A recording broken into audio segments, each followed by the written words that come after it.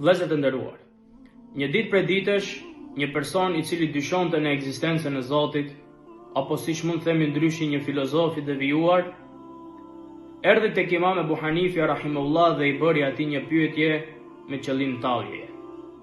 Dhe i tha: "O Ebu Hanife, më trego çka bën Allahu në këtë moment."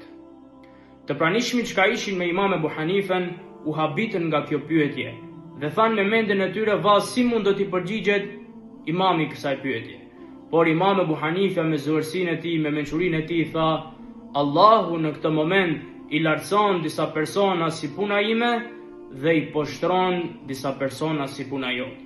Pra, me këtë histori, me këtë përgjigje që i dha Imam Ebu Hanifja, na bën neve të kuptojmë që Allahu gjithmonë gjatë gjithë kohës është i kujdesshëm ndaj tyre. Dhe çdo herë Allahu xhalla fiula e lartëson këtë doj dhe e poshtron këtë doj.